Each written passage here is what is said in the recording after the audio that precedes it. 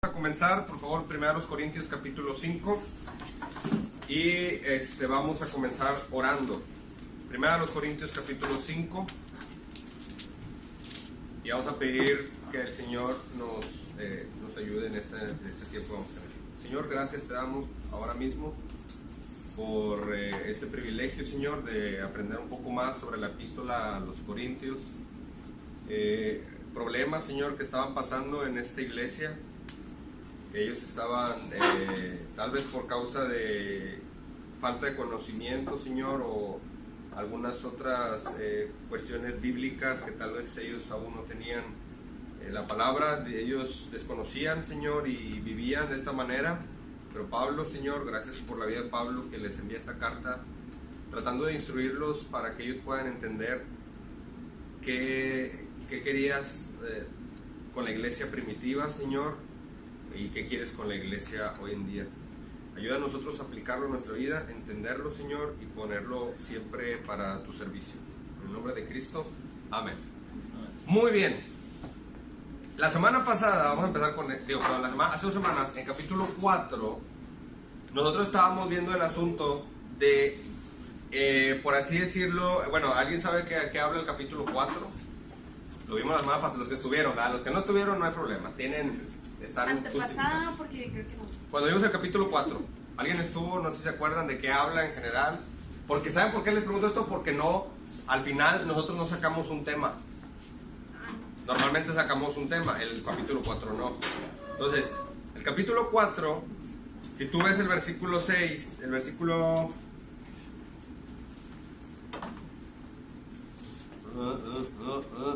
Perdón.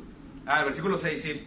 Ves que está hablando de Apolos y de Pablo, en versículo 6, ¿verdad? Capítulo 4. Entonces, ellos eran, por así decirlo, el partido o el equipo al que le voy, por el cual había muchas divisiones en la iglesia de los Corintios. Ahora, lo que está haciendo Pablo ahí es defendiendo defendiendo lo que es él, ¿verdad? Explicando lo que ellos son. Si nosotros vemos en capítulo 3, versículo 5, que dice que Pablo y Apolo son simples servidores, en todo el capítulo 4 lo está desglosando de una manera un poquito más de información. Ahora, capítulo 1, ¿cuál es el tema? Sabiduría humana contra la sabiduría de Dios. En capítulo 2, la sabiduría de Dios vence a la sabiduría humana. ¿Por qué? Así de sencillo. Que el poder de Dios, hay una persona importante en el poder de Dios. Pablo le dice... Sí, pero hay una persona importante que el apóstol Pablo está con el Espíritu Santo. Entonces, el poder viene a través del Espíritu Santo y toda la sabiduría que tenían los hombres antes de eso no es nada, es insensatez para Dios. La sabiduría que viene de Dios es solamente a través de su Espíritu Santo. Y en capítulo 3 nosotros estábamos viendo, ¿se acuerdan del tema? El crecimiento en Cristo. ¿Por qué? Porque dice el versículo 11 que Cristo es el fundamento para poder levantar un edificio y la labranza, ¿verdad? En capítulo 4 estábamos hablando un poquito sobre Pablo y Apolos, y lo que me interesa mucho también es en versículo 18, capítulo 4, versículo 18, nosotros vamos a ver ahí que dice: mas algunos están envanecidos, como si yo nunca hubiese de ir a vosotros. Pero iré pronto a vosotros si el Señor quiere, y conoceré no las palabras sino el poder de los que andan envanecidos. Ahora, Rebe, eso tiene que ver con lo que estábamos hablando ahorita, porque cuando una persona está envanecida, tú puedes decirle: hermano, dice la palabra de Dios esto. No, yo creo que no dice eso, a mí me dice otra cosa. No, espérate. Esas personas en versículo 18, ellos pensaban que como ellos sabían hablar en público, ya ellos estaban diciendo la verdad.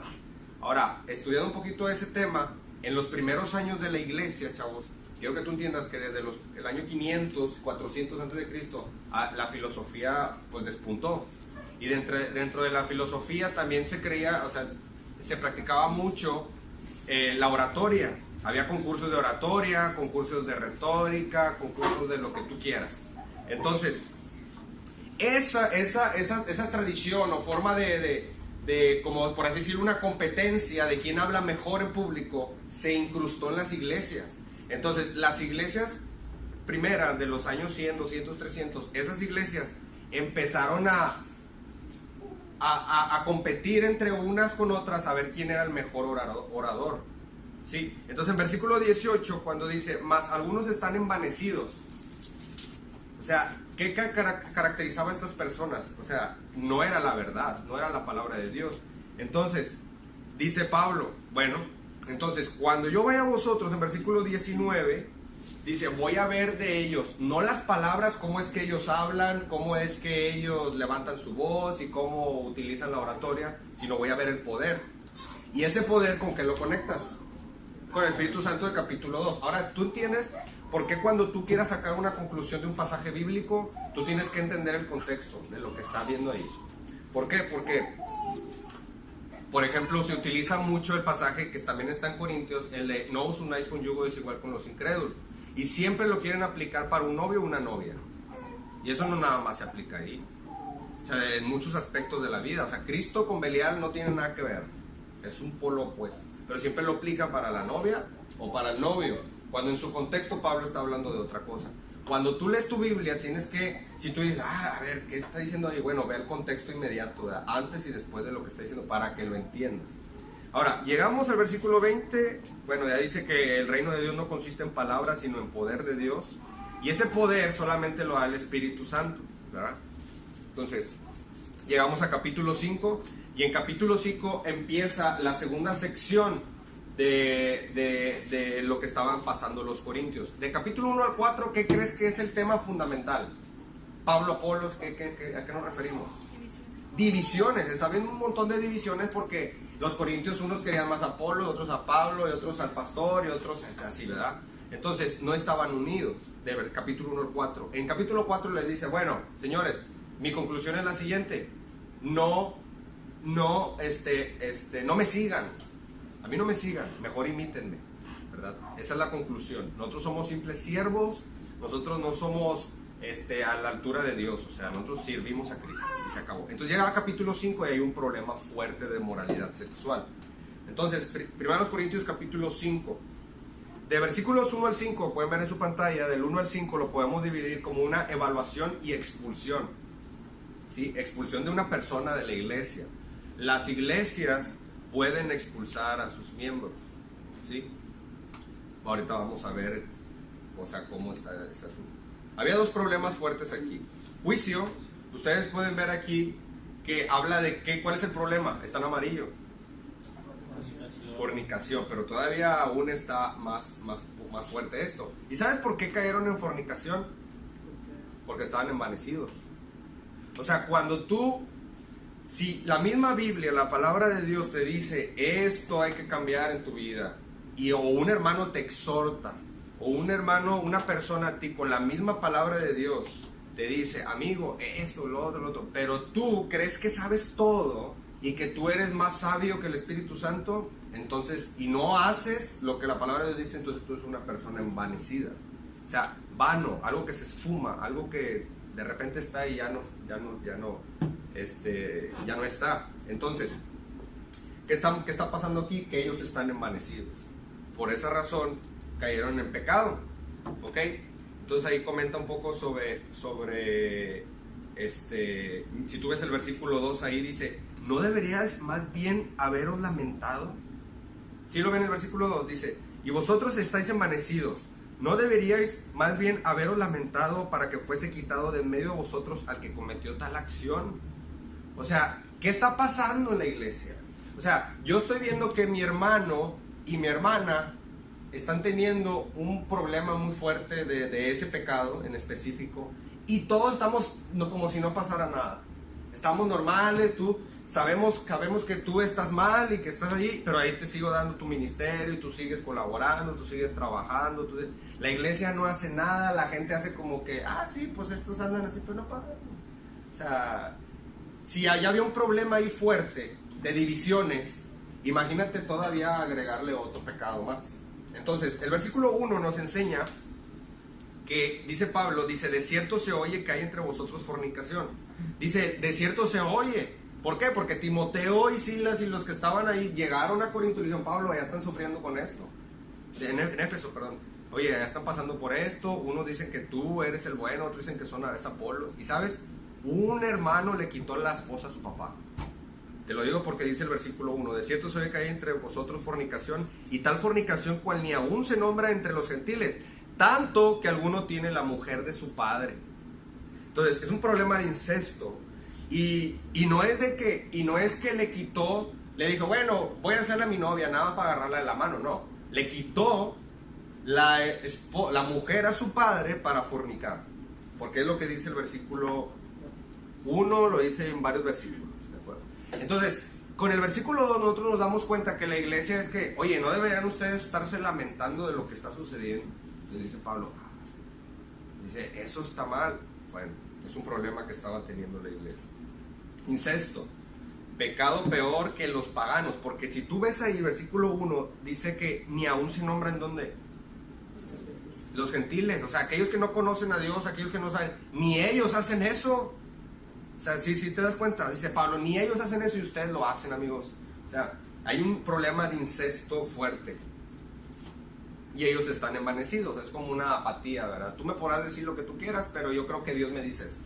Están envanecidos. No se someten a la enseñanza de la palabra de Dios. Ellos piensan que lo saben todo. ¿Y sabes por qué?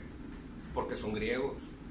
Sí, se conecta como que su contexto a, pues por eso están envanecidos, porque ellos creen que todo lo saben.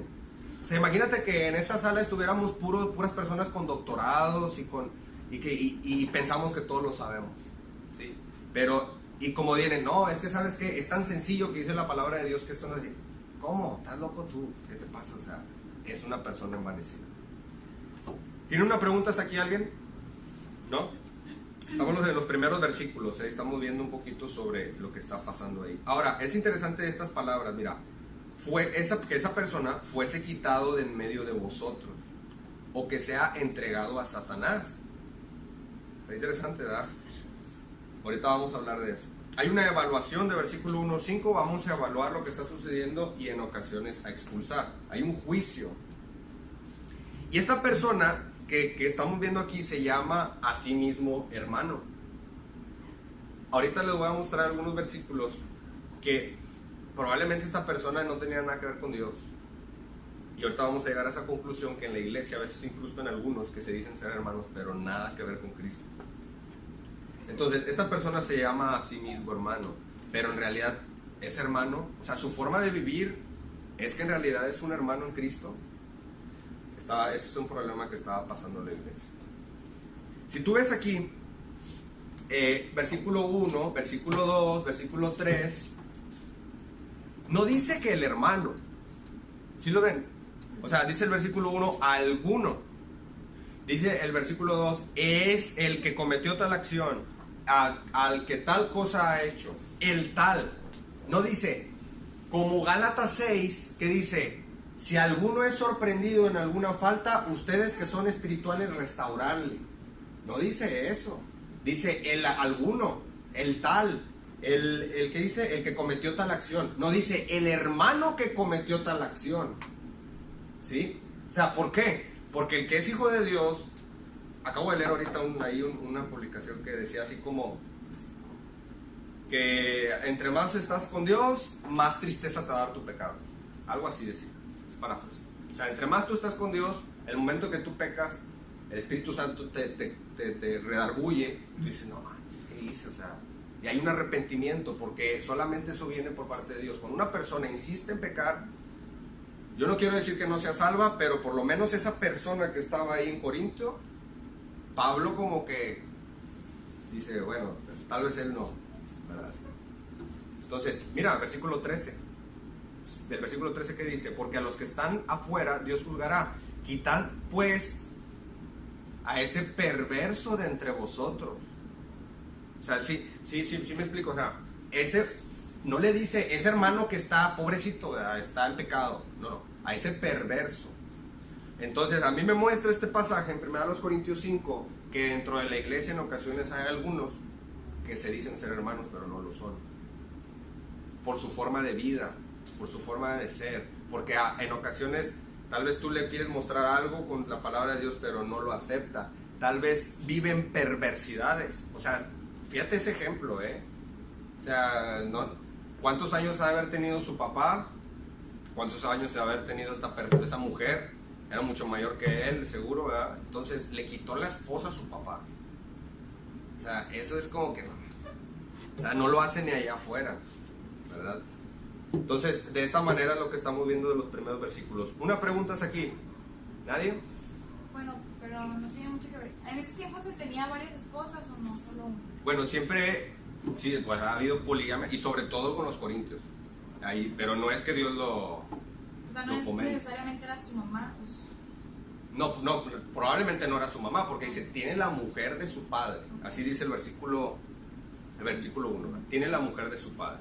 Entonces, la que es mujer de su papá. Entonces, la poligamia, pues en todas las culturas ha habido eso, ¿verdad? Pero en Dios, o sea, eso es, o sea, Dios creó al hombre y la mujer, al hombre para que se uniera a su mujer.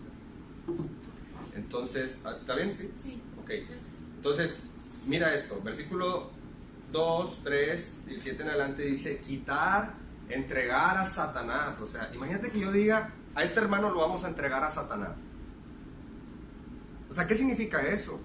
O sea, esto no significa que, bueno, vamos a hacer lo posible para mandarlo al infierno. Pues no.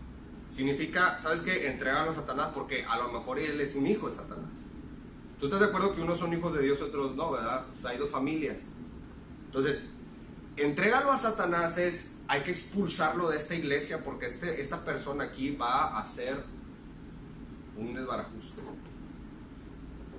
Y sí se puede, sí se puede. Versículo 9 dice que no te juntes con él. 9 y 11, ¿verdad? Entonces ahorita vamos a estar viendo un poquito más.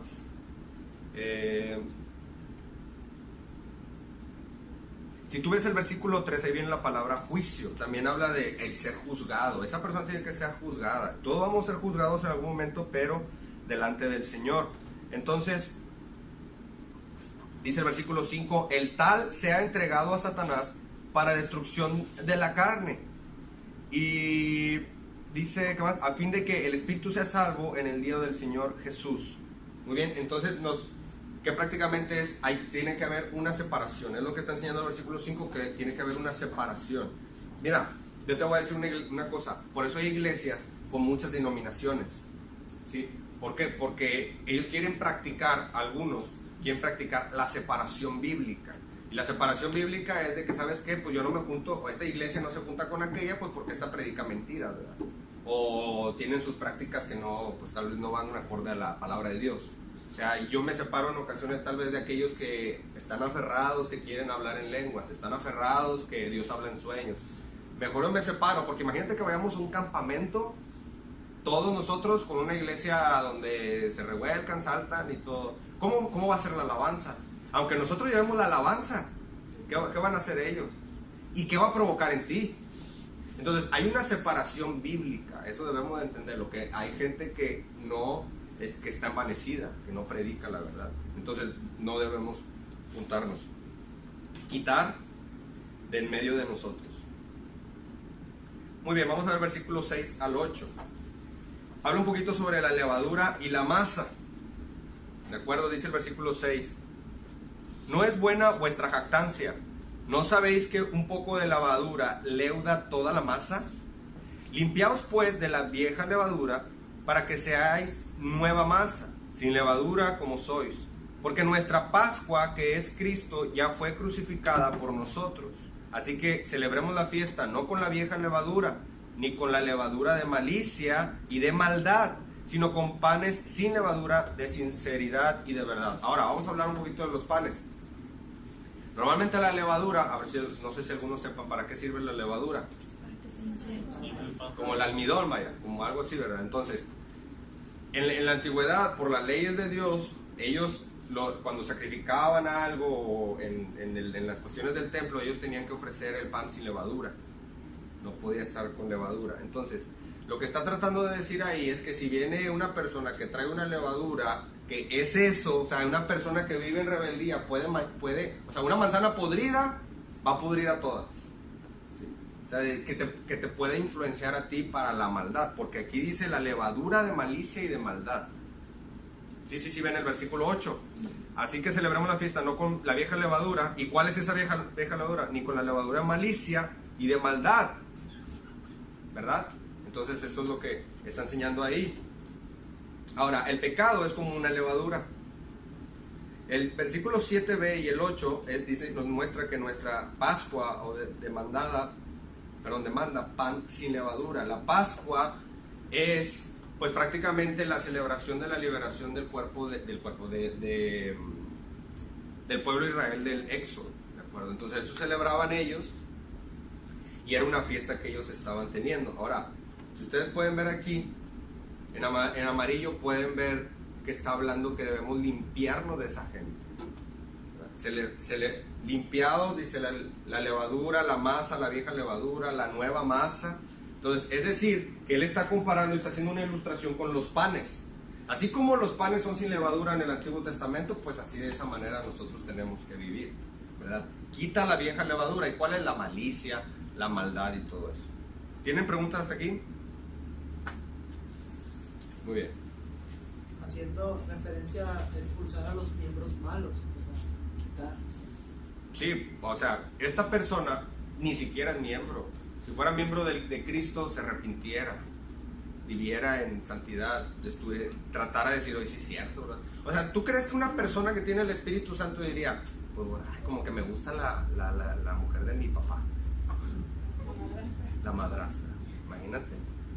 O sea, ahora, una persona o el pecado como una levadura infecta o infesta todo. ¿Sabes? Ahorita estaba platicando con Eliezer, el que lleva un monitoreo del discipulado, y él los tiene en colores. Me gusta mucho que tienen colores, quién está en su tercera meta, quién está en su cuarta meta, en la segunda. Entonces tú le preguntas, por ejemplo, oye hermano, por ejemplo, en el nivel de desarrollo, ¿quién está ahorita como para participar en la estructura? Ah, pues este. Entonces ya lo tiene. Pero a Dios se le tiene que servir limpio, sin levadura. Pero, por ejemplo, si tú estás lleno de levadura y tú también, ¿qué va a pasar con la obra? ¿Y qué va a pasar con los demás? O sea, un poco de levadura en ti vas a leudar a toda la masa. Entonces, ahí es donde está el problema, porque infecta o infesta todo. Los llama a ser como son, ya lo hemos visto. Argumento negativo, ¿verdad? Que dice, no sabéis que un poco de levadura, y hay algunas palabras que están en negativo. Cristo es la Pascua, esa es nuestra celebración, y celebramos la fiesta de panes sin levadura.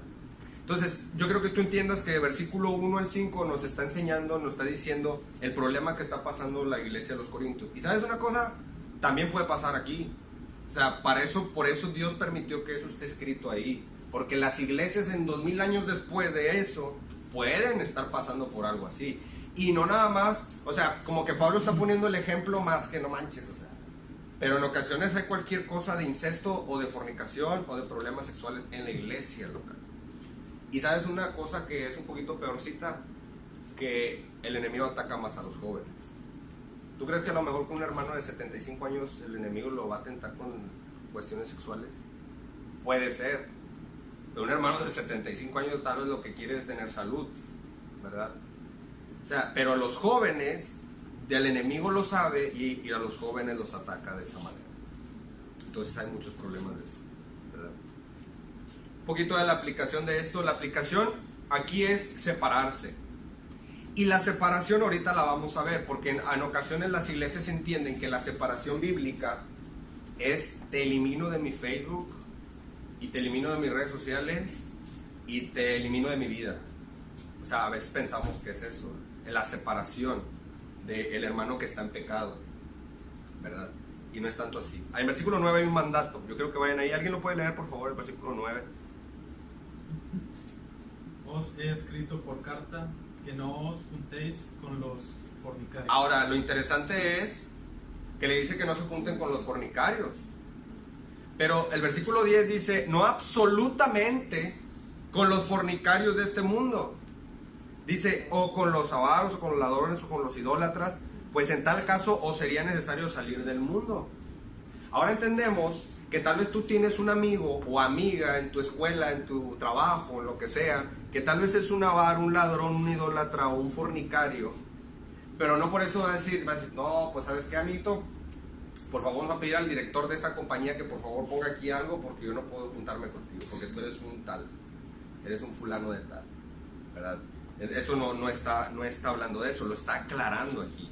está aclarando que, espérame, tú no te vas a juntar con él, pero pues también a los que están allá afuera, que viven de esa manera, ¿qué vas a hacer con ellos? Te vas a creer mucho. Es que, imagínate qué pensaría un compañero tuyo de trabajo que diga, no, es que tú andas en el mundo, yo no puedo juntar con él. O ponlo al revés, ¿tú qué pensarías si estuvieras en sus zapatos?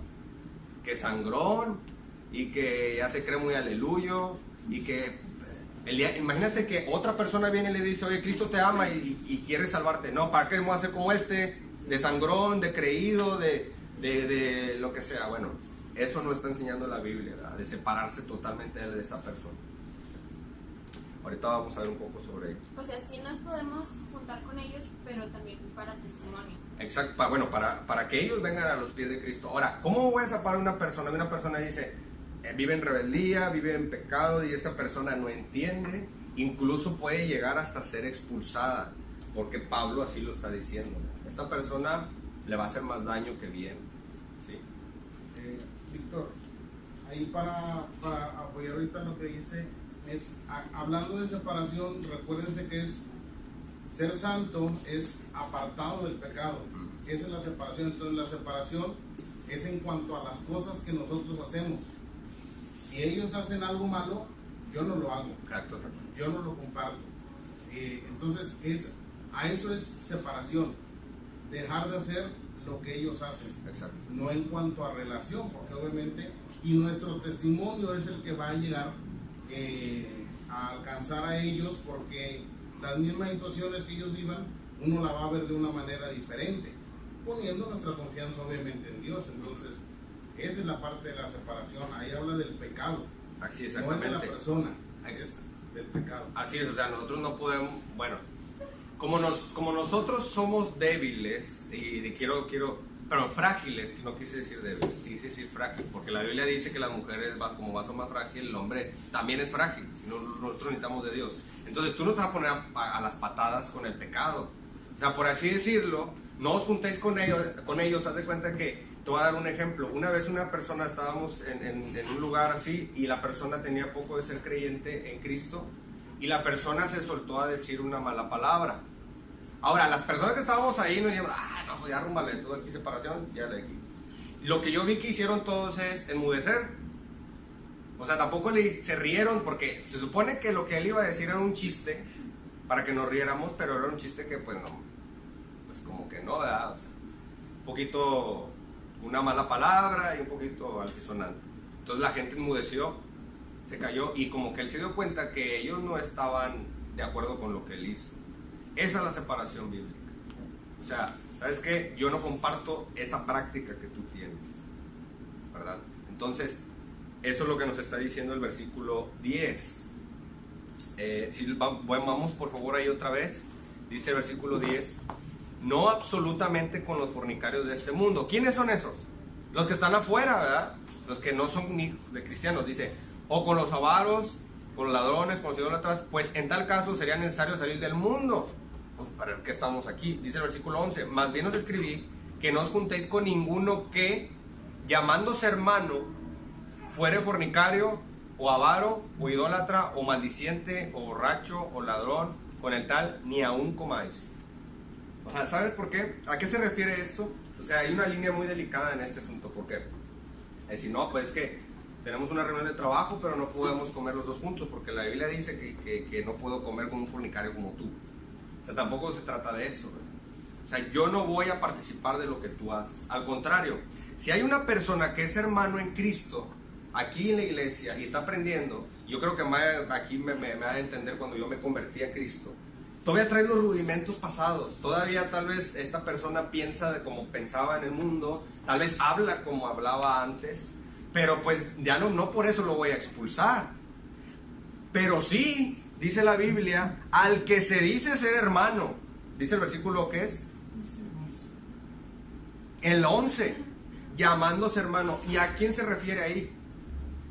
Al versículo 1. O sea, esta persona tiene a su madrastra como su mujer y nadie hace nada, y él está envanecido, no quiere saber nada. No, a este hombre tienen que entregarlo a su padre, que su padre es Satanás, ¿sí? Porque no lo es. O sea, te lo digo, tengo poquito tiempo yo de ser cristiano, de ser creyente, pero yo he visto a través de los años a gente que está aquí no por la motivación de Cristo, ¿sí? No por la motivación de Dios. Tal vez en la ocasión porque está bien padre el asunto, está bien padre lo que hacen en redes sociales, también para las reuniones, la música, hay climas, hay sillas acoginadas y aparte está el muchacho que me gusta o la muchacha que me gusta. Entonces, y nunca fueron salvos. O sea, lo peor es que dices tú, no, o sea, nunca hubo una conversión total de esta persona. Esa persona nada más venía a ver que, incluso te lo digo, que no son salvos, o sea, porque en la actualidad esta persona sube videos de Baphomet. ¿Sabes quién es ese? Es el mismo diablo, de Satanás. Sube cruces invertidas, sube estrellas de todo eso. O sea, y aquí andaba así y pues se notaba, o sea, y le decía, es que la Biblia, yo me acuerdo una vez que le dije, oye, es que tienes que recibir a Cristo, pero ¿para qué? O sea, tienes que recibir a Cristo. Muy bien, voy a recibir a Cristo, a ver, Jesús, yo te recibo, ya, ¿contento? Así me dijo, allá afuera esa persona, hasta el pastor Benjamín pasó, y luego después me mandó un mensaje, oye, ¿qué pasó?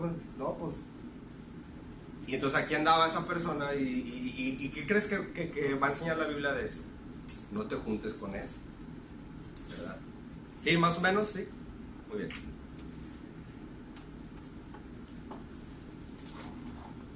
Muy bien, aquí están algunos versículos. Versículo 12 dice, porque ¿qué razón tendría yo para juzgar a los que están fuera?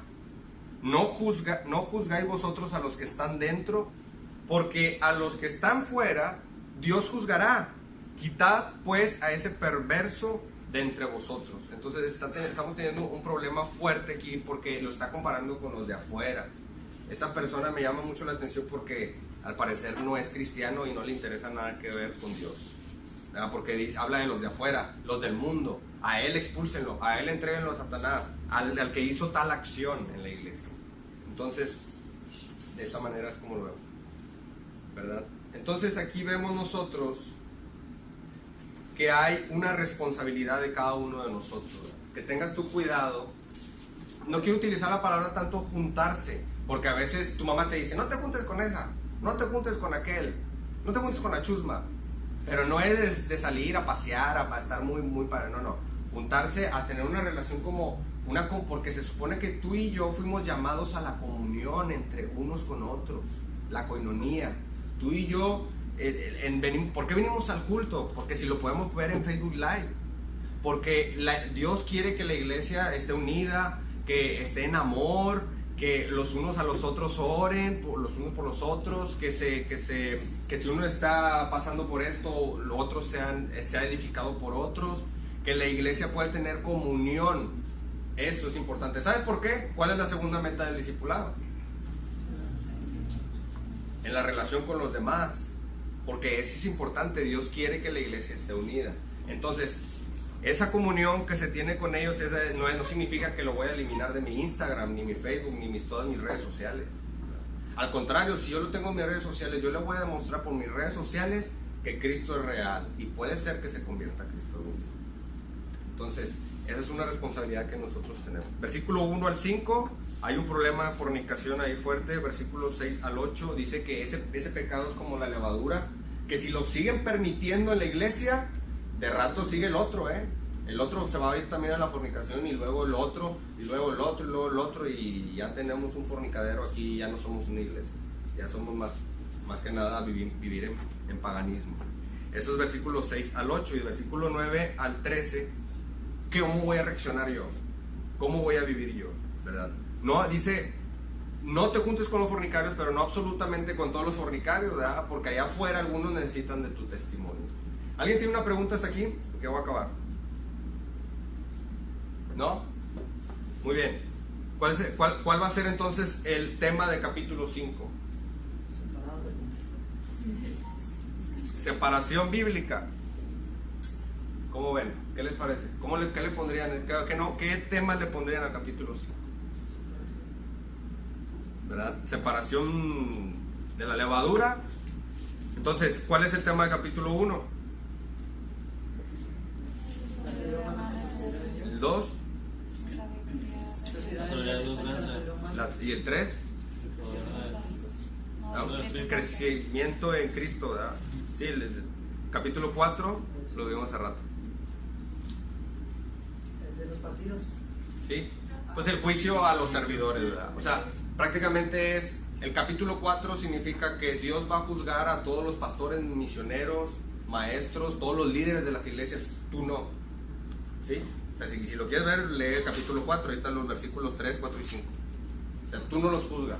Tú puedes decir que el hermano es, el otro, pero tú no juzgas a los líderes, ¿verdad? Y capítulo 5 es la separación bíblica, separación del pecado. ¿Alguien tiene algo que decir? ¿Alguna pregunta? Creo que hoy este capítulo estaba más corto. El que viene la semana que viene es un poco más largo, capítulo 6. Entonces así vamos a ir hasta llegar al campamento en capítulo 16.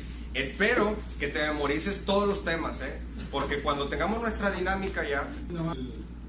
El versículo 7 y 8, donde nos sigue hablando otra vez más de lo que es santidad, dice límpiense, aparte de eso, y dice ahí, se vayan a la levadura, dice la que es lo verdadero. Entonces es interesante cómo nos sigue la Biblia hablando acerca de lo que es la santidad, pero para llegar a la santidad hay que limpiarnos, hay que apartarnos de todo eso mal. Entonces, como aplicación para nosotros, quedarnos con eso y bueno, seguir viendo de qué cosas nos tenemos que seguir limpiando para poder vivir una vida santa. Así es, exactamente. Entonces, la enseñanza aquí práctica, como lo está diciendo May, es que la levadura es el pecado, pero nuestra Pascua es Cristo. Entonces, ¿cómo se vence el pecado? Por medio de Cristo. Y si nos regresamos 2 capítulos antes, a través del poder del Espíritu Santo. Va. ¿Estamos bien? Toño, ¿puedes orar, por favor? Sí. Vamos a orar. Padre bendito, Señor Dios, te damos gracias por la de vida, Padre. Gracias por ti, Hijo Jesucristo, Señor, que le entregaste para morir por cada uno de nosotros, Padre. Señor, ahora te pido en este momento que lo que hemos escuchado realmente lo podamos analizar, Padre, entender y comprender, Señor. Que no solamente sean palabras vacías, Señor, que solamente escuchemos, Padre, sino que realmente podamos meditar, Señor. Y como es el tema de este año, Señor, que podamos seguir viviendo en santidad, Padre, que podamos buscar tu rostro, que podamos buscar de tu palabra, Señor. Háblanos, Señor, sabemos que tenemos que ser limpiados cada día, Señor, semejarnos a ti cada día, Padre. En este momento, Señor, te doy gracias por el día de Mike, Señor, de Génesis, Señor, te estoy rogando por su pequeño, Señor. Cuídalo, Señor, esos cambios de clima, esos calores, Señor, y vamos a te decimos por el día de Víctor, Señor. Y, Señor, toma control de cada uno de nosotros. Llevamos comida a nuestras casas, Señor, para seguir las actividades celebrando de la semana. Te puedo hacer tu mano también el evento de Salinas, Señor, prepara los corazones de los jóvenes y de las personas que van a recibir de tu palabra. En nombre de Jesús te lo pido. Amén. Amén. Chavos, un anuncio.